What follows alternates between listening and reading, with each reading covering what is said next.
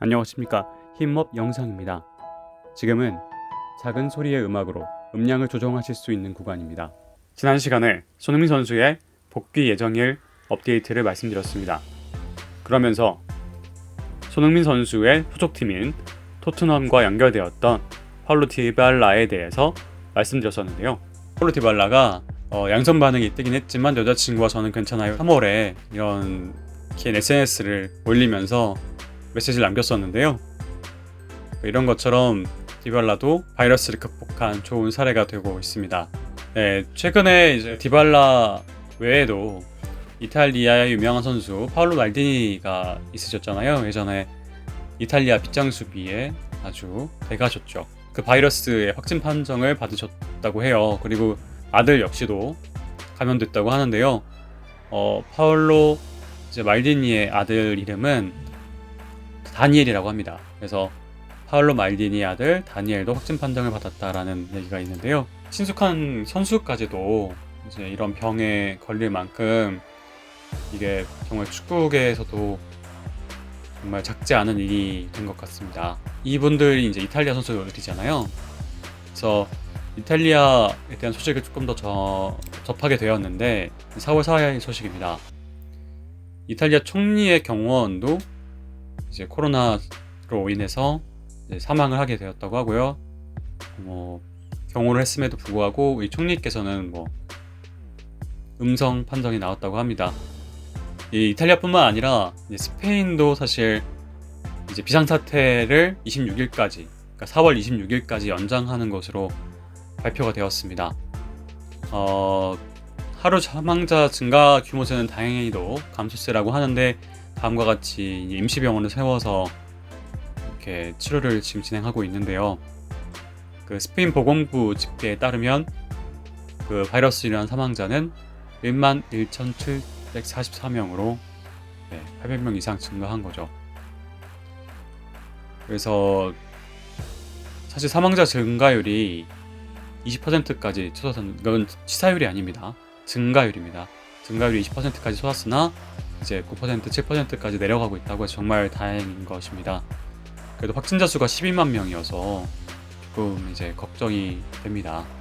얼른 이것들이 바이러스에 대한 항체가 얼른 개발이 되어서 개선되어 갔으면 좋겠습니다.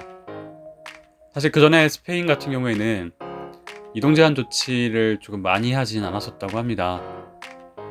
원래는 이제 생필품이나 약품 구매도 가능했고 재택근무가 불가능하면 출퇴근도 허용됐었는데 이제 완전히 이동 제한도 되고 필수적이지 않은 사업장들은 출퇴근마저도 금지되는 현상이 일어나고 있습니다. 최근에 이제 리그가 정지되고 나서 콘서트를 통해서 사람들을 위안하고 기부를 하는 그런 행사가 있었는데요. 이 영상을 잠깐 보시겠습니다. Tengo en la mirada, eso que en lo oscuro solo puedes ver. Estamos a solas, no me importa el día ni la hora. Dice, cuando tú me tocas, toca, y cómo me provoca, boca. Ay, con nuestro fuego como el aire, labios sin prisa, baby. ¿Qué tal? ¿Cómo estáis? Bueno, yo soy Itana y quería deciros que voy a cantar la canción de Vas a quedarte y que espero que os guste un montón. La Liga Santander ha creado esta iniciativa para que todos luchemos contra el COVID-19 y allá voy.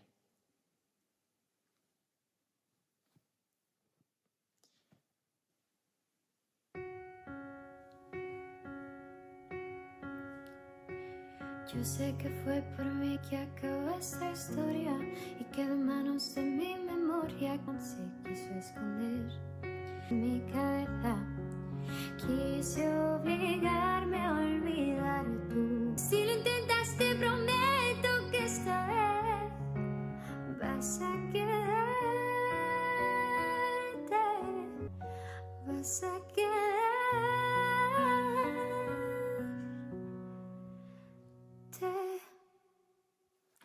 Un besazo a todos. Os quiero mucho. 저는 사실 스페인어를 잘 모릅니다.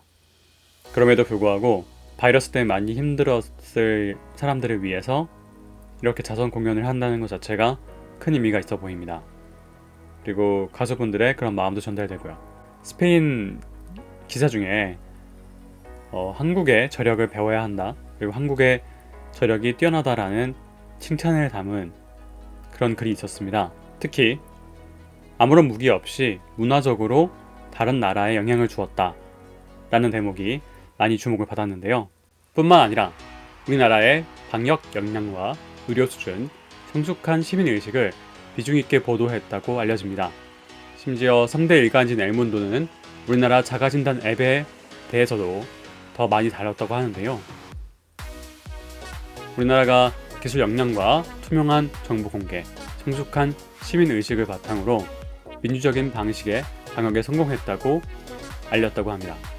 세계 미술계 두각을 나타내는 것, 그리고 K-팝, 또 작가 손원택님, 나아가서 제가 계속 다뤄왔던 손흥민 선수, 막강한 비디오 게임과 e스포츠, 그리고 음식 문화 등이 있을 것입니다.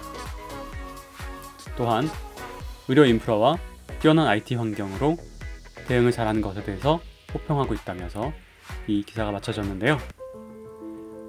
결국에 한국이 지도자의 역량이 어느 때보다 절실한 상황에서 한국은 실제로 투명하고 명확하고 적절하게 이 위기에 대응한 나라라고 하였습니다.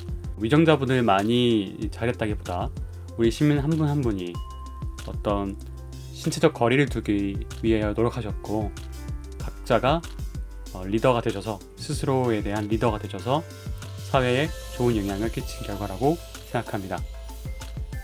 그래서 이러한 평가는 물론 다양한 외교부에서도 언급되고 있지만, 마이크로소프트에 우리가 쓰는 윈도우를 만드신 빌 게이츠, 전 세계 국가들이 한국 정부의 빠르고 강력한 코로나19 대응법을 배워야 한다 라고 말씀하셨다고 하는데요. 그래서 그동안 오랫동안 이 바이러스, 전염병 등과 싸워오신 빌 게이츠와 그 재단을 이끄시는 멜린다 게이츠 같은 경우에도 한국의 대처가 아주 훌륭하다라는 칭찬을 하신 겁니다. 너무나도 자랑스러운 일입니다.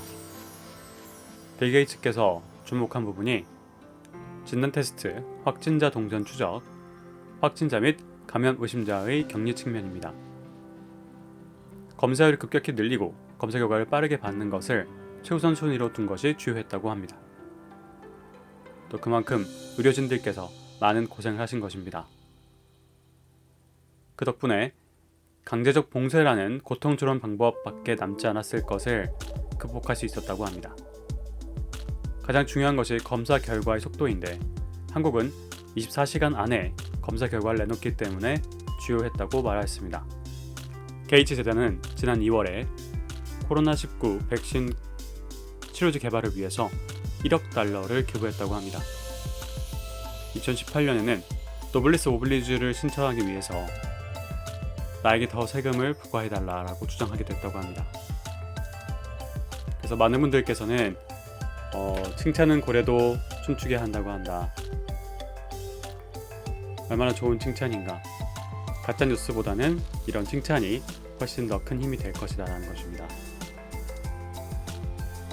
그래서 정치로 나눠져서 싸우기보다는 이렇게 힘나는 이야기들이 더 많이 넘쳐났으면 좋겠습니다. 마지막 소식은 손흥민 선수의 군대 입대 이야기입니다.